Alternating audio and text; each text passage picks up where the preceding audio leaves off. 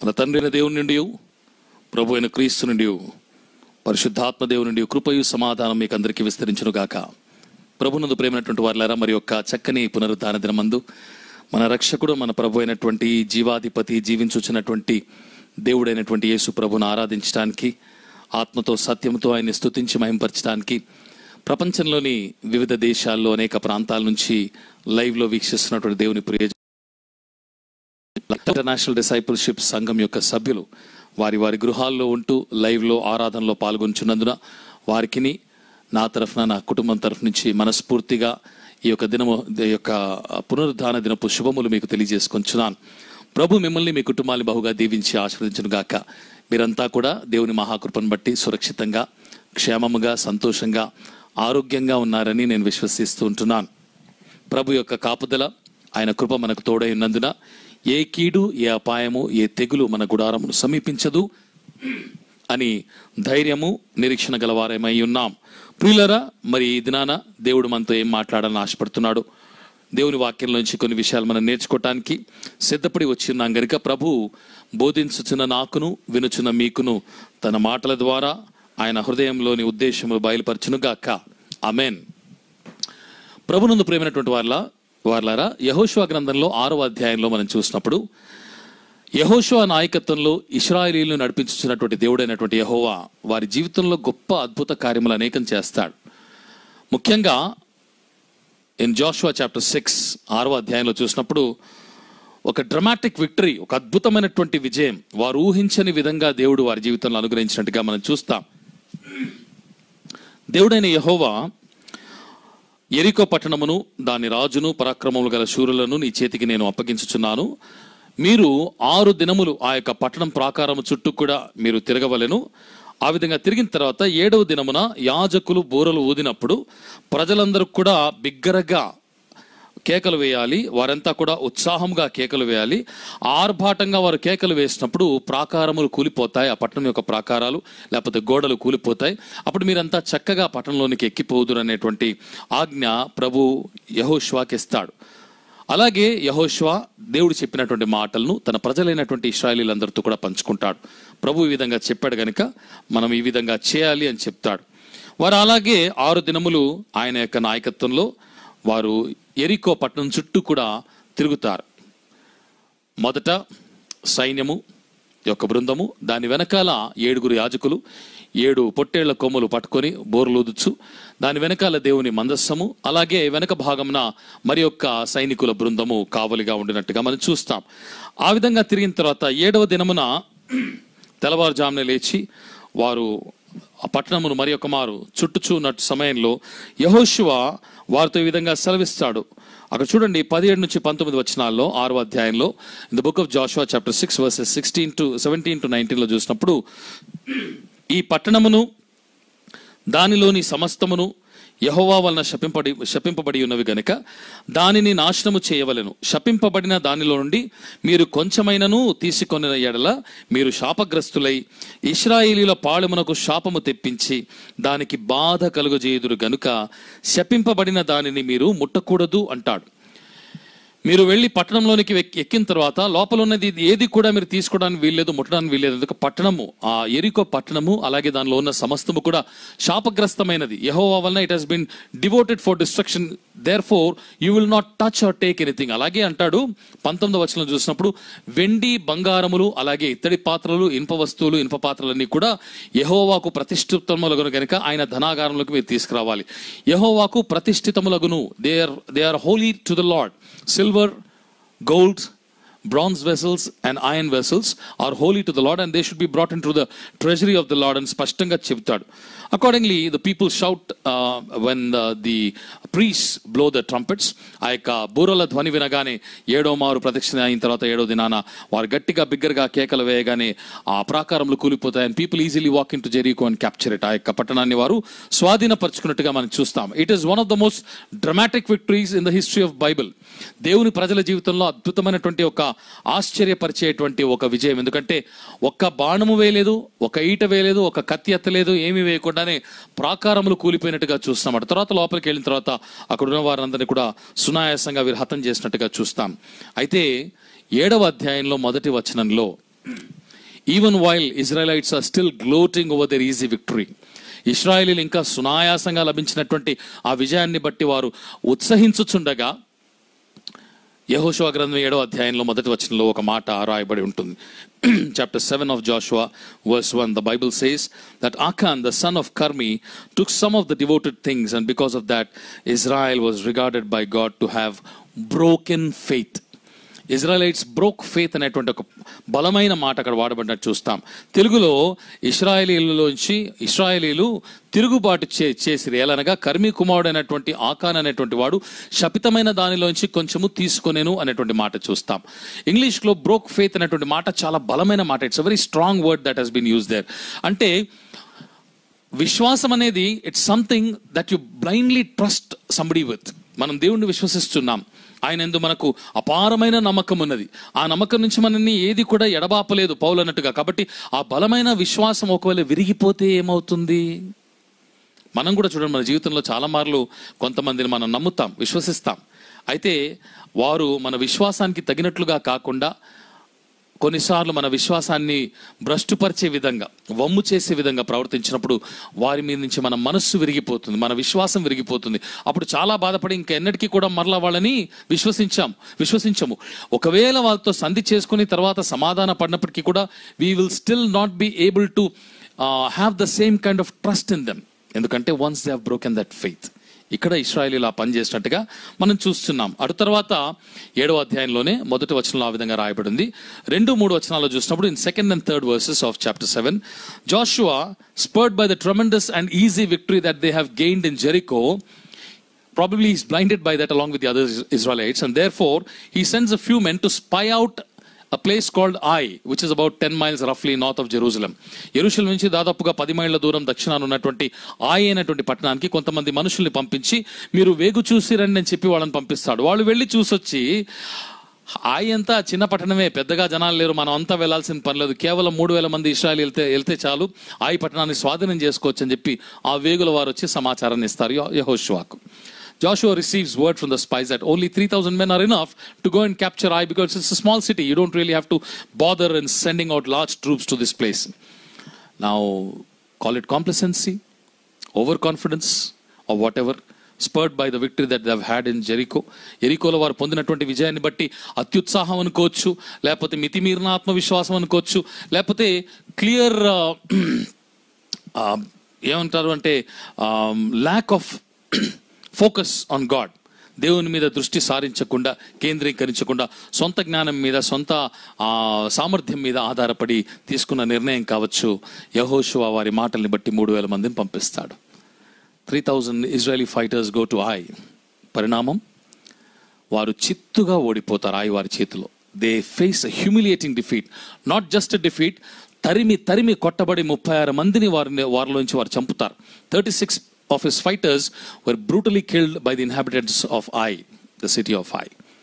3,000 మంది దిక్కు తెలియకుండా ప్రాణాల చేతిలో పెట్టుకొని పారిపోయి వచ్చినప్పుడు యెహోషువకి మతిపోతుంది. ఏంటి, ఎరికో పట్టణాన్ని ఇంత సునాయాసంగా జయించాము, ఇంత ఈజీగా జయించాము, ఆయనలో కేవలం 3,000 మందిని పంపిస్తే మనం జయించాల్సింది ఇంత చిత్తుగా ఓడిపోయి ఉంటని చెప్పి ఆయన వస్త్రాలు చింపుకొని 6-9 వచనాల్లో చూసినప్పుడు ఆయన వస్త్రాలు చింపుకొని ఇశ్రాయేలు పెద్దలందరినీ పిలిపించి యెహోషువను ఇశ్రాయేలీల పెద్దలందరూ కలిసి నేలన వారి ముఖము వేసుకొని, నెత్తిన దుమ్ము వేసుకొని ప్రభు యొక్క మందసం ఎదుట ప్రొద్దున్నుంచి సాయంకాలం వరకు అంగలారుస్తారు. యెహోషువ ప్రార్థన చేస్తాడు, దేవా నా ప్రభువా, ఎందుకు ఈ విధంగా జరిగింది, నీవెందుకు ఈ విధంగా జరగనిచ్చావు అని చెప్పి ఆయన మొరపెట్టి, అయ్యా ప్రభువా, మమ్మను నశింపజేయనట్లు అమ్మోరీల చేతికి మమ్మను అప్పగించుటకు ఈ జనులను యోర్దాన్ని ఎందుకు దాటించావు? మేము యోర్దాను అవతల నివసించటం మాకెంతో మేలు గదా, ప్రభువా కనికరించుము. ఇశ్రాయేలీయులు తమ శత్రువులు ఎదుట నిలవలేక వెనుకకు తిరిగినందున నేనేమి చెప్పగలను అని చెప్పి ఆ మొరపెట్టినప్పుడు దేవుడు అంటాడు, ఎందుకు నీ ముఖాన నీ నేల వేసుకున్నావు, నీ ముఖాన్ని ఎందుకు నేల వేసుకున్నావు? Why do you cast your face down on the earth, get up, లే. ఇశ్రాయేలీయులు తప్పిదము చేశారు, వారు పాపం చేశారు. దేవుడు అంటాడు, ఇశ్రాయేలీయులు పాపం చేసి ఉన్నారు, నేను వారితో చేసిన నిబంధనను వారు మీరి ఉన్నారు. శపితమైన దాని కొంత తీసుకొని దొంగిలి బొంకి తమ సామానులో దాన్ని ఉంచుకొని ఉన్నారు. కాబట్టి ఇశ్రాయేలీయులు శాపగ్రస్తులై తమ శత్రువుల ఎదుట నిలవలేక తమ శత్రువుల ఎదుట వెనుకకు తిరిగిరి. Because Israel has committed sin. some of the devoted items were stolen. Not only that, it has been hidden and you have been lied to. Therefore, today you are not able to withstand the enemy and you have to turn back and run for your lives from the enemy అనేటువంటి మాట మనం చూస్తాం. పాపము మన జీవితంలో వచ్చినప్పుడు అంతవరకు కొనసాగిన విజయ పరంపర, అంతవరకు దేవుని కృపను బట్టి విజయవంతంగా సాగుతున్న జీవితం ఒక్కసారి అర్ధాంతరంగా నిలిచిపోతుంది, అపజయాల పాలయ్యేటువంటి పరిస్థితిలోకి వెళ్ళిపోతుంది. ప్రభునందు ప్రేమైన వారలారా, ఇశ్రాయేలు జీవితంలో అదే జరిగింది. కేవలం ఒకే ఒక వ్యక్తి, ఆకాను అనేటువంటి ఒకే ఒక వ్యక్తి చేసినటువంటి తిరుగుబాటు, ఆ చిన్న దొంగతనం, దాన్ని బట్టి ఆ విధంగా ఇశ్రాయేల్ అంతా కూడా శాపగ్రస్తమైపోయినట్టుగా, ఆ పాళెమంతటి మీదకి కూడా దేవుని ఉగ్రత శాపం వచ్చినట్టుగా, అందుని బట్టి వారు ఆయి పట్టణంలో ఓటమి చవి చూచినట్టుగా మనం చూస్తూ ఉంటున్నాం. అటు తర్వాత దేవుడు చెప్పిన విధంగా యెహోషువ మరి గోత్రములు చొప్పున వారందరినీ పిలిపించి పరీక్షించినప్పుడు 19 నుంచి 21 వచనాల్లో మనం చూసినప్పుడు వర్సెస్ 19 to 21 ఆఫ్ చాప్టర్ 7లో ఆకాను ఫైనల్లీ తన పాపాన్ని ఒప్పుకుంటాడు, తను చేసినంతా కూడా ఒప్పుకుంటాడు. చూడండి 21 వచనంలో ఆకాన్ అంటాడు, దోపుడు సొమ్ములో ఒక మంచి షీనారు పైవస్త్రమును 200 తులముల వెండిని అలాగే 50 తులముల ఎత్తుగల ఒక బంగారు కమిని నేను చూచి వాటిని ఆశించి తీసుకొంటిని. ఇదిగో నా డేరా మధ్య అవి భూమిలో దాచబడి ఉన్నవి, ఆ వెండి దాని క్రింద ఉన్నదని ఉత్తరమిచ్చి తాను చేసినదంతయు ఒప్పుకొనెను అని చూస్తాం. When Achan was confronted by Joshua, then he confessed to having stolen the things which should have been actually devoted to the Lord. ఎప్పుడైతే యెహోషువ తనని నిలదీశాడో ప్రజలందరి ఎదుట, అప్పుడు తను ఒప్పుకున్నట్టుగా మనం చూస్తాం. 22 నుంచి 26 వచనాల్లో చూసినప్పుడు అప్పుడు యెహోషువ దూతల్ని పంపగా వారు వెళ్ళి ఆకాను డేరాలో తవ్వి చూసినప్పుడు నిజంగానే వస్తువులంతా కూడా భూమిలో దాచబడి ఉన్నట్టుగా చూస్తాం. అప్పుడు అవన్నీ కూడా తీసుకుని వస్తారు, బయటికి తీసుకొని వచ్చినప్పుడు యెహోషువ 25వ వచనంలో ఒక మాట అంటాడు. 7వ అధ్యాయంలో 25వ వచనంలో Joshua looks at Achan and says, why did you bring trouble on us? The Lord brings trouble on you today. ఆకాను అనేటువంటి పేరుకు అర్థం ఏంటంటే, ఇంగ్లీష్లో ఆకాన్ మీన్స్ ట్రబుల్. తెలుగులో చూసినప్పుడు ఆకాను అంటే బాధ అనేటువంటి అర్థం ఇచ్చేటువంటి పేరు అక్కడ చూస్తున్నాం. అప్పుడు 25లో అంటాడు కదా, అప్పుడు యెహోషువ నీవేళ మమ్మను బాధపరిచితివి, నేడు యెహోవా నిన్ను పరచుననగా ఇశ్రాయేలీయులందరూ వారిని రాళ్లతో చావగొట్టిరి. వారిని రాళ్లతో కొట్టిన తర్వాత అగ్ని చేత కాల్చి వారి మీద రాళ్లను పెద్ద కుప్పగా వేసిరి. అది ఈనాటికి కూడా ఆ స్థలం ఉన్నది. దాని పేరు ఆకోరు లోయ అని ఆ చోటికి పేరు ఉన్నదని అక్కడ రాయబడి ఉంటున్నది. ఆకోరు అనగా శ్రమ లేకపోతే బాధ అనేటువంటి అర్థం ఇచ్చేటువంటి మాట. అలాగే ఆకాను అంటే కూడా బాధ లేకపోతే ఇబ్బంది అనేటువంటి మాట చూస్తాం. ఆకాను అని పేరు కలిగినటువంటి ఒక్క మనుషుని వల్ల ఇశ్రాయేల్ అంతటి మీదకి బాధ వచ్చింది, అపజయం వచ్చింది, ఇబ్బంది వచ్చింది, సమస్య వచ్చింది. పాళెములో ఒక్క వ్యక్తి వలన. ప్రభునందు ప్రేమైన వారలారా, ఈ దినాన కూడా చాలా మంది అనుకుంటారు, నేను చేసేటువంటి వ్యక్తిగత పాపానికి శిక్ష నేను ఒక్కడినే అనుభవిస్తాను అనుకుంటారు. ప్రత్యక్షంగానో పరోక్షంగానో మనం చేసేటువంటి ప్రతి పాపానికి దేవుడు చేయవద్దు అన్నదాన్ని, దొంగిలవద్దు అని దొంగిల దాన్ని, చూడవద్దు అన్న చూసిన దాన్ని, నీది కాని దాన్ని నీవు ఆశింపవద్దు అన్నప్పుడు ఆశించిన దాన్ని బట్టి మన మీదికి మనం దేవుని ఉగ్రత తెచ్చుకున్న వారంగా మాత్రమే కాకుండా మన కుటుంబం అంతా కూడా ఆ టర్మాయిల్లో, ఆ పాపం వల్ల వచ్చేటువంటి భయంకరమైన పరిస్థితుల్లో పడిపోయేదిగా ఉంటుంది. దావీదు కూడా పాపం చేశాడు.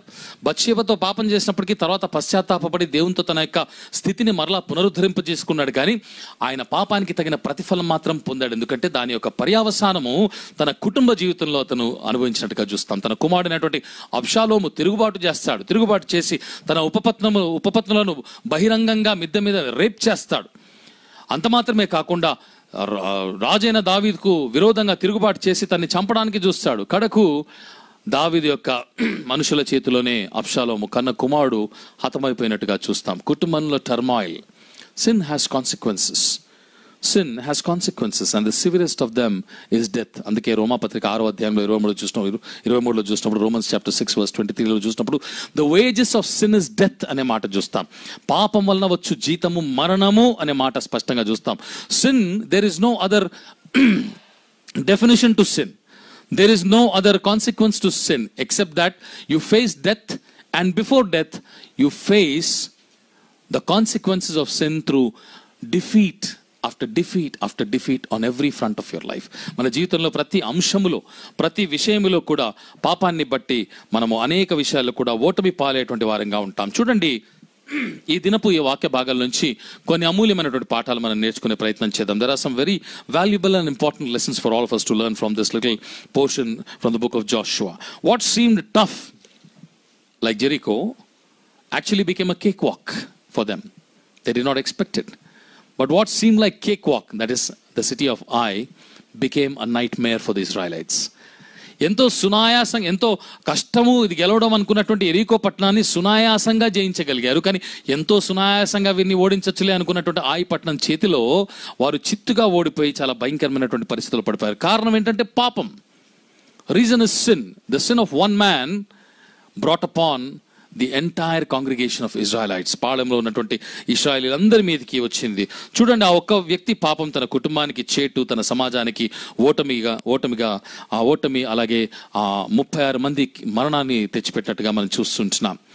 Had Achan confessed his sin shortly after what he had done, had he gone to Joshua and said, look, I have committed a sin, I should not have done this, I made a mistake, I am wrong అన్నప్పుడు probably he would have been spared. అతని కుటుంబం బహుశా విడిచిపెట్టబడి ఉండేవారేమో వెళ్ళి ఒప్పుకొని ఉంటే. అయితే ఆ పని తను చేయలేదు. ఒకవైపు ఆయ్ పట్టణానికి యుద్ధానికి వెళుతున్నప్పుడు కూడా ఆకాను మౌనంగానే ఉన్నాడు, చెప్పకుండా. ఓటమి పాలైపోయి వచ్చి పెద్దలు యెహోషువ అంతా కూడా కన్నీరు మున్నీరై దేవుని మందస్సు మీదట విలపిస్తున్నప్పుడు కూడా మౌనంగానే ఉన్నాడు, ఏం చెప్పకుండా సైలెంట్గా ఉన్నాడు. దాచిపెట్టి వస్తువులు భద్రంగా ఇంట్లో దాచిపెట్టుకొని గుడారంలో సైలెంట్గా ఉండిపోయాడు.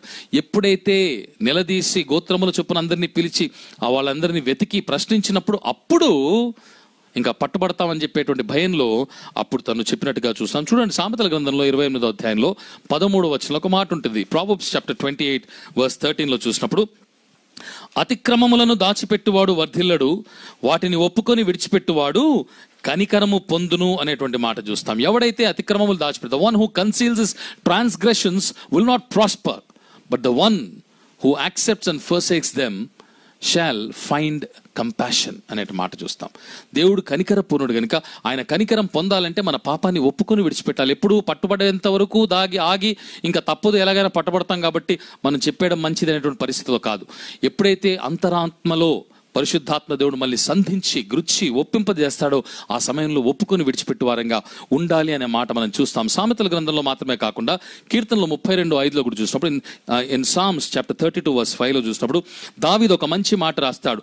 నా దోషమును కప్పుకొనక నీ ఎదుట నా పాపమును ఒప్పుకొంటిని, యెహోవా ఎదుట నా అతిక్రమములు ఒప్పుకొందును అనుకొంటిని, నీవు నా పాప దోషమును పరిహరించి ఉన్నావు అంటాడు. David says, when I have confessed my sins in front of you, you have redeemed me from those sins. You have forgiven my sins. You have forgiven my transgressions. We have a great God. మనకి ఎంతో గొప్ప దేవుడు ఉంటున్నాడు. ఆయన ఎటువంటి వాడంటే తరతరములు యుగయుగములు ఒకసారి చేసినటువంటి పాపాన్ని బట్టి ప్రతీకారం తీర్చుకునేవాడు కాదు. కానీ మనం ఎప్పుడైతే అంతరంగమందు మనము జ్ఞాపకం చేసుకుని అయ్యో నేను పాపం చేశానని చెప్పి దేవుని సన్నిధికి వెళ్ళి ఒప్పుకొని విడిచిపెడతామో అప్పుడే ఆ సమయం మందే దేవుడు మనల్ని కనికరించి ఆయన యొక్క కనికరము చొప్పున మన పాపం నుంచి మనల్ని క్షమించేవాడుగా ఉంటున్నాడని వాక్యాన్ని చూస్తాం. అలాగే కీర్తనల గ్రంథంలో 66వ అధ్యాయంలో 18వ వచనంలో ఇన్ సామ్స్ చాప్టర్ 66 verse 18లో చూసినప్పుడు, నా హృదయములో నేను పాపమును లక్ష్యము చేసిన ఎడల ప్రభువు నా మనవిని వినకపోవును అంటాడు. If I cherish my iniquity the lord will not listen to my prayers. కొంతమంది పాపం చేయడం మాత్రమే కాదు, అది ఒప్పుకోకపోవడం మాత్రమే కాదు, కానీ అదేదో పెద్ద ఘనకార్యం చేసినట్టు కొన్ని ఏండ్ల పాటు, నెలల పాటు, వారాల పాటు, రోజుల పాటు నెమరు వేసుకుంటారు. ఆహా, ఒకప్పుడు ఇలా చేశాను కదా, ఎంత బాగుంది కదా ఆ పాపంలో ఉన్నప్పుడు ఎంత సుఖం ఉన్నది కదా, ఎంత హాయి ఉన్నది కదా, ఎంత గొప్పగా నేను ఎంజాయ్ చేశాను కదా అని నెమర వేసుకునేటువంటి దౌర్భాగ్య స్థితిలో కూడా కొంతమంది ఉంటారు. అందుకే అంటున్నాడు, if I cherish my iniquity my prayers will not be heard. కొంతమంది పాపాలు ఆ విధంగా నెమర వేసుకుంటూనే మరోవైపు దేవునికి మొర పెడితే అటువంటి మొర దేవునికి వినపడదు, ఆయన వినడానికి ఇష్టపడ్డు. హృదయంలో మనం పాపములు లక్ష్య పెట్టచ్చు అనేటువంటి మాట వాడాడు. కానీ వాస్తవం చూస్తే నెమర వేస్తూ, చెరిష్ అంటే నెమర వేసుకోవడం, జ్ఞాపకం చేసుకోవడం. To cherish is to fondly remember something, అంటే సంతోషంగా ఆనందంగా జ్ఞాపకం చేసుకోవడాన్ని చెరిష్ అంటారు. కాబట్టి హృదయమందు, దాన్ని తెలుగులో మనం చూసినప్పుడు, హృదయంలో నేను పాపమును సంతోషంగా జ్ఞాపకం చేసుకునే ఎడల ప్రభు నా మనవిని వినకపోవుననే మాట. We don't know whether Joshua actually prayed before sending out the spies to Ai. యెహోషువ వేగుల వారిని ఆయ్ పట్టణానికి పంపించే ముందు ప్రార్థన చేశాడో లేదో మనకు తెలియదు. ఒకవేళ చేసినా కూడా ఆకాను చేసినటువంటి పాపాన్ని బట్టి ఆ ప్రార్థన దేవుడు వినకపోయేవాడేమో. ఎందుకంటే ఇశ్రాయేలీయుల మీద అందరి మీదకి ఆ పాపం వస్తుందని చెప్పాడు కనుక, ఒక్క వ్యక్తి చేసిన పాపాన్ని బట్టి ఒకవేళ యెహోషువ ప్రార్థన చేసినా కూడా ఆ 3,000 మంది ఓటమి పాలు కాకుండా మాత్రం తప్పించుకునేవారు కాదు. 36 మంది ప్రాణాలతో తిరిగి వచ్చేటువంటి వారు కాదు. అయితే let us look at the confession of Achan when he was cornered and learn some lessons from it. చూడండి, మనము పాపాలు ఎప్పుడు కానీ చేసినప్పుడు, మనం ఒప్పుకున్నప్పుడు, యోహాను సువార్తలో మొదటి యోహాను పత్రికలో 1:9 చూసినప్పుడు, మన పాపములు మనం ఒప్పుకొని ఎడల ఆయన నమ్మదగిన వాడు, నీతిమంతుడు గనుక ప్రతి పాపం నుంచి ఆయన మనల్ని కడిగి పవిత్రులుగా చేస్తాడు అనేటువంటి మాట మనం చూస్తాం. యేసుక్రీస్తు రక్తము ప్రతి పాపం నుంచి మనల్ని కడిగి పవిత్రులుగా చేస్తుంది. ఎప్పుడు? when we confess our sins. Confess చేయకుండా దాచిపెడితే ప్రయోజనం ఉండదు. అయితే ఆకాను చేసినటువంటి పాపాల నుంచి మనం కొన్ని విషయాలు నేర్చుకునే ప్రయత్నం చూద్దాం. యెహోషువ గ్రంథంలో 7వ అధ్యాయంలో 21వ వచనంలో అతను చేసిన కన్ఫెషన్ ఆధారం చేసుకుని, అతను ఒప్పుకోలను ఆధారం చేసుకుని కొన్ని మాటలు నేర్చుకుని మనం నేటి వాక్యాన్ని ముగించుకుందాం.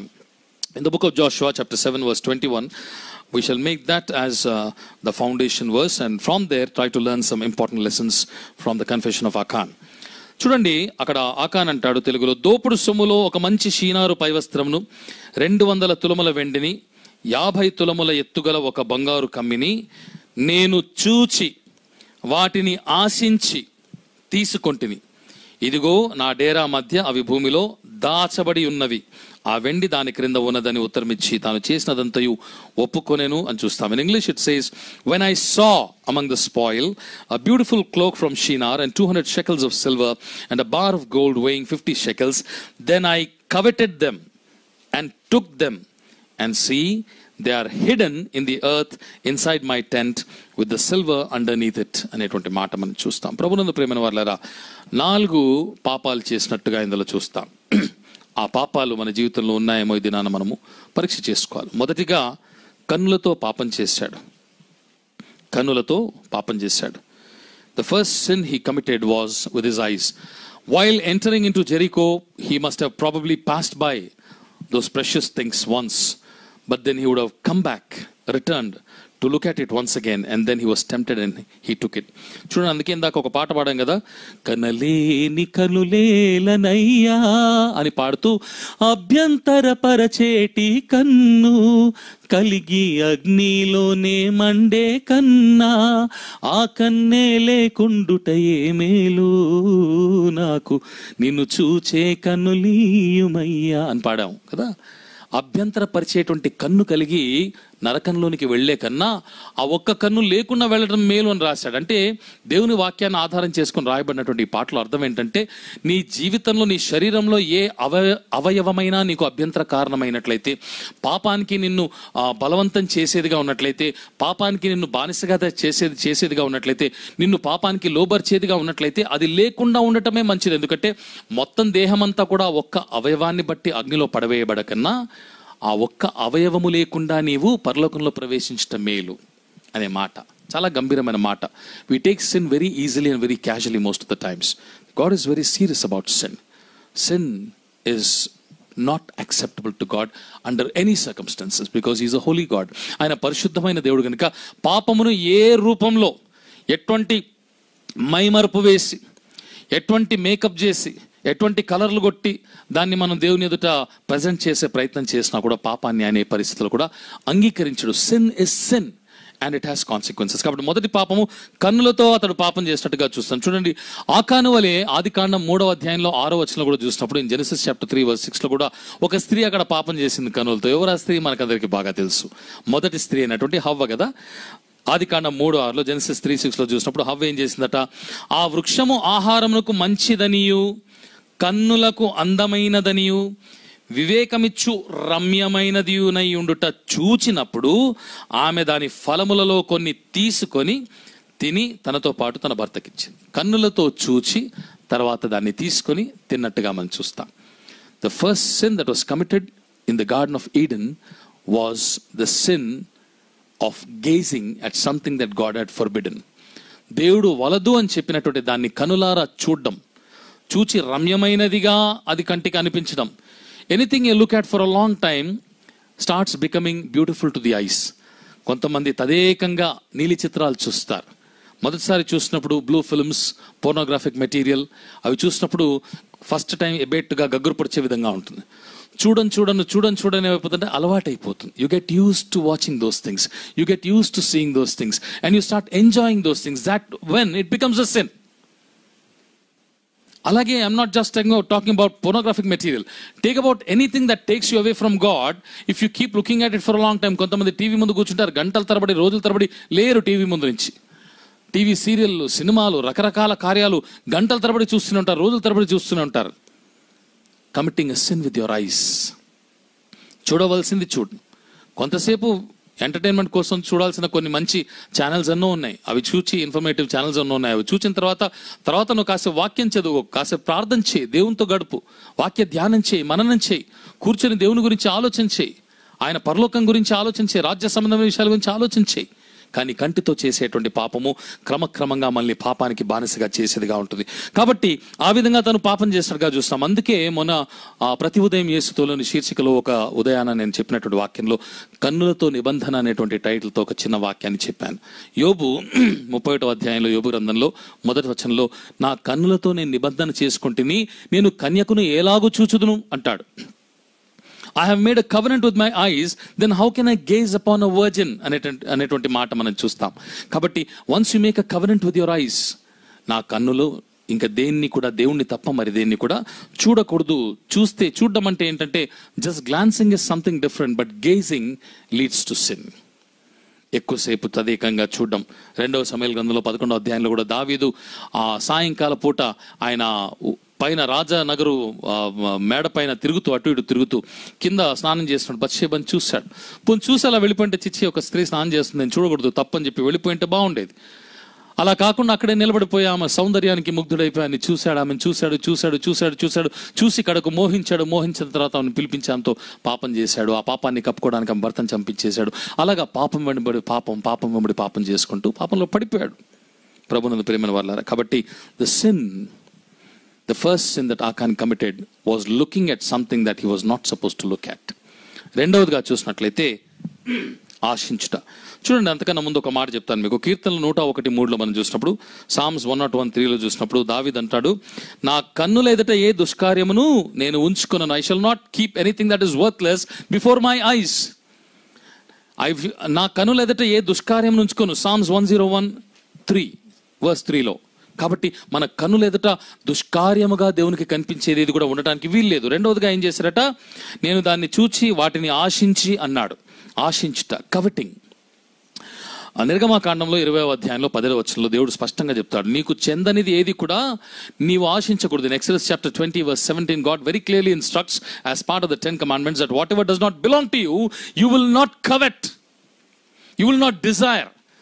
కవెట్ అంటే, ఆశించడం అంటే ఏంటంటే లోభించడం. It comes out of greed. అరే ఇది నాకు కావాలి, నేను దీన్ని ఎలాగైనా పొందుకోవాలి, దీన్ని ఎలాగైనా నేను చేజెక్కించుకోవాలి, ఇది ఎలాగైనా నా సొంతం కావాలి అనేటువంటి దురాశ, అదనమాట కవెటింగ్. అటువంటి ఆశ ఆకాను కలిగి దాన్ని చూసి అతడు పొందుకోవాలని ఇష్టపడినట్టుగా చూస్తున్నాం. లూకాసు వార్త 12వ అధ్యాయంలో 15వ వచనం, అందుకే యేసు ప్రభువు అన్నాడు in Luke chapter 12:15, the Lord Jesus himself says, మీరు ఏ విధమైన లోభమునకు ఎడమీయక జాగ్రత్త పడుడి, ఒకని కలిమి విస్తరించుట వాని జీవమునకు మూలము కాదనను. మీరు ఏ విధమైన లోభమునకు ఎడము ఇవ్వక జాగ్రత్త పడుడి అంటాడు. Do not give room for any kind of covetousness, any kind of greed అనేటువంటి మాట అంటూ ఇంగ్లీష్లో ఏమన్నాడంటే, for one's life does not consist in the abundance of his possessions. ఆహా ఇంత ఆస్తి సంపాదించుకున్నాను, ఇంత పొందుకున్నా అని చెప్పి అక్రమంగా సంపాదించుకొని అక్రమంగా పొందుకోవడం వల్ల నీ యొక్క కలిమి విస్తరించదట. చూడండి ఎంత గొప్ప మాట అంటున్నాడు. కాబట్టి ఆ విధంగా నువ్వు పొందుకున్నట్లయితే నీ యొక్క కలిమి విస్తరించదు, అది నీ జీవముకు మూలము కాదు అని చెప్పి స్పష్టంగా చెప్తున్నారు. Your life does not belong to God if you deal in such things, if you rely on such things. Kabatti your life does not consist in the abundance of such possessions which have been coveted. కాబట్టి ప్రియులారా, ఆశించకూడదనేటువంటి మాట మనం చూస్తాం. అలాగే మూడోదిగా ఏం చేశారట, వాటిని ఆశించి తీసుకుంటుని. when you sin with your eyes, it slowly goes down to your heart and your heart starts coveting.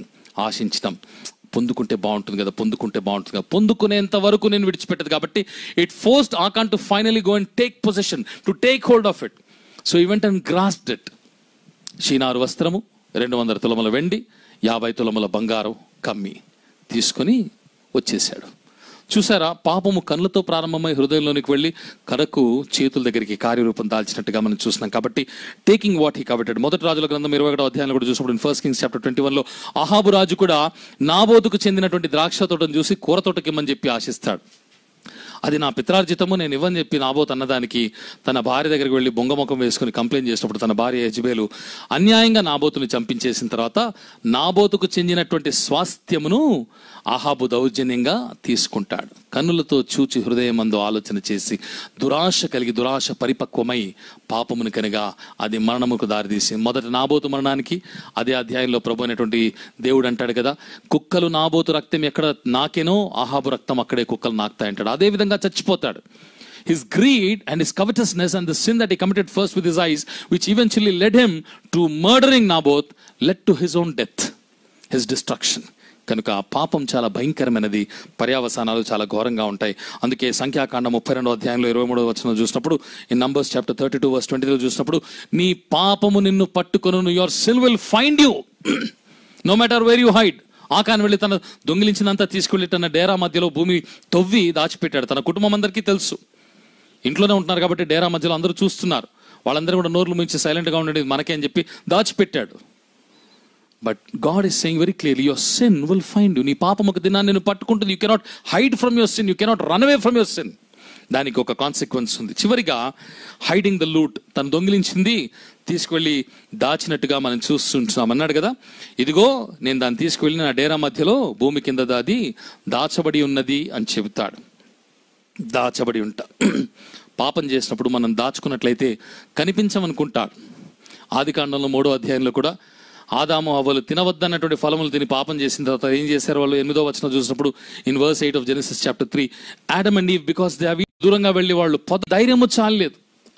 ఆయన కళ్ళల్లో కళ్ళు పెట్టి చూడడానికి ధైర్యం సరిపోలేదు. అంతవరకు కూడా చల్లపూట్న ప్రతిరోజు ఆయనతో కలిసి చక్కని సహవాసం కలిగిన వారు ఆయన ముఖం వైపు చూడడానికి ధైర్యం చాలేదు, ఎందుకంటే పాపం చేశారు. When you sin you hide. పాపం చేసినప్పుడు నీవు దాక్కుంటావు. భయంకరమైనటువంటి పరిస్థితి. అందుకే సామెతలు 15:3లో చూసినప్పుడు, ప్రావెర్బ్స్ 15:3లో చూసినప్పుడు, యెహోవా కన్నులు ప్రతి స్థలం మీద నుండును, చెడ్డవారిని మంచివారిని అది చూచుచుండును. The eyes of the Lord are in every place. They are seeing both the good and the evil. చెడ్డవారిని మంచివారిని ఆయన కన్నులు నిత్యం చూస్తూనే ఉన్నాయి. ఎవరు చూడట్లేదు కదా, నేను ఒంటరిగా ఉన్నాను కదా, ఈ గదిలో ఎవరు లేరు కదా, ఎటువంటి సీసీటీవీ కెమెరాలు లేవు కదా, మొబైల్ ఫోన్ లేవు కదా అని చెప్పి కొన్నిసార్లు మనల్ని మనమే మోసపుచ్చుకుంటాం. అయితే యెహోవా కన్నులు లోకమందంతటా కూడా సంచరిస్తున్నాయి. హెబ్రీయులకు రాసిన పత్రిక 4వ అధ్యాయంలో 13వ వచనం చూసినప్పుడు, హీబ్రూస్ చాప్టర్ 4 వర్స్ 13లో చూసినప్పుడు, ఇదిగో ఆయన దృష్టికి కనిపించని సృష్టము లేదు అంటే ఎవరికి మనం లెక్క అప్పచెప్పవలసి ఉన్నదో ఆ దేవుని కను దృష్టికి సమస్తము తేటగా కనబడుచున్నది అన్నమాట చూస్తాం. Nothing can be hidden from the eyesight of the Lord because his eyes keep travelling to and fro throughout the earth. ఆయనకు ఎల్రోయి అనేటువంటి పేరు, అంటే చూచుచున్న దేవుడు అనేటువంటి పేరు ఆయనకి. God can see into the innermost depths of your heart. He can see your innermost secrets. Men may not be able to see, they may be able to look at your outward appearance, external appearance.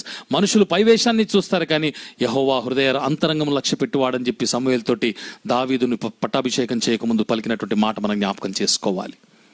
కనుక God can see everything.